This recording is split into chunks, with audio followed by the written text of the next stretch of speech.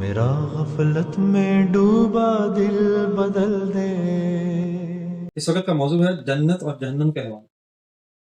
اس موضوع کا مقصد یہ ہے کہ کبھی کبھی ایسا لگتا ہے جیسے جنت اور جہنم پہ ہمارا اس طرح سے ایمان نہیں ہے یا ہمیں یقین نہیں ہے کہ جنت اور جہنم کے جو اقوال ہم قرآن میں پڑھتے ہیں وہ نعوذ باللہ پتہ نہیں صحیح بھی ہیں یا غلط ہیں۔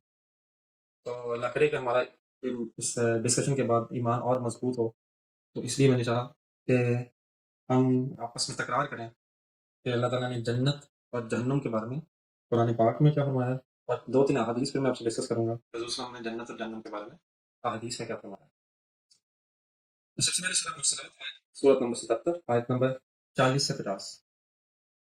اس دن جھٹلانے والوں کی بڑی خرابی ہوگی، بے پرہیزگار لوگ سایوں میں اور پسندیدہ میووں میں ہوں گے، اپنے اعمال کے صلہ میں خوب مزہ کر رہے ہوں گے۔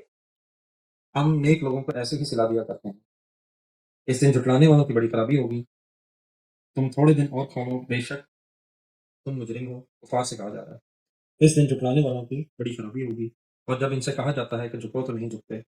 اس دن جھٹلانے والوں کی بڑی خرابی ہوگی، تو پھر اس کے بعد یعنی قرآن مجید کے بعد یہ لوگ کس بات پر ایمان لائیں گے۔ اسی طرح سورہ مطففین سورہ نمبر 83 آیت نمبر 22 سے 36 تک میں اللہ تعالیٰ کا ارشاد ہے، اس کا ترجمہ ہے، نیک لوگ بڑی آسائش میں ہوں گے، آرام دہ نشستوں پر بیٹھے دیکھتے ہوں گے۔ اے مخاطب، تو ان کے چہروں پر آسائش کی بشاشت یعنی خوشی دیکھے گا۔ ان کو پینے کے لیے شراب خالص سرب و مہر سیل جس پر مشک کی مہر ہوگی وہ ملے گی، اور خواہش کرنے والوں کو ایسی ہی چیزوں کی خواہش کرنی چاہیے، اور اس کی آمیزش تسنیم سے ہوگی، یعنی ایک ایسا چشمہ جس سے مقرب بندے پئیں گے۔ جو لوگ مجرم تھے وہ ایمان والوں پر ایسا کرتے تھے جیسے کفار صحابہ رضی اللہ تعالیٰ عنہ کو دیکھ کر مکہ مدینہ میں ہنستے تھے۔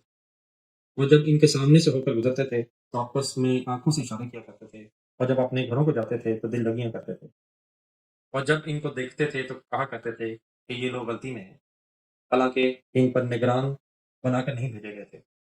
سو آج یعنی قیامت والے دن ایمان والے کافروں پر ہنستے ہوں گے، آرام دہ نشستوں پر بیٹھے دیکھ رہے ہوں گے، واقعی کافروں کو ان کے کیے کا خوب بدنام مل گیا۔ اسی طرح سورہ سجدہ پارہ نمبر 21 آیت نمبر 17 میں اللہ تعالیٰ کا ارشاد ہے، پھر کوئی شخص نہیں جانتا کہ اس کے عمل کے بدلے میں ان کی آنکھوں کے لیے اللہ تعالیٰ نے ان کی ٹھنڈک کے لیے کیا چھپا کر رکھا ہے، یہ ان کو ان کے اعمال کا صلہ ہے جو ملے گا۔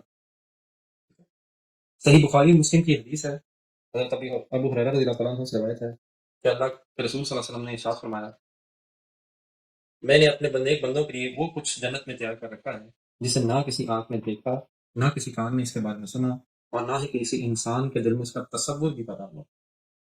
اللہ کرے ہمیں ان باتوں پہ یقین آئے اور ہم اپنا عمل ان کے مطابق بدلنے کی کوشش کر سکیں۔ اے اللہ اپنے فضل و کرم سے ہمیں بھی جنت کی نعمتیں عطا فرما، آمین، اور جہنم کی ہولناکیوں سے محفوظ فرما، آمین۔ شکریہ، اللہ حافظ۔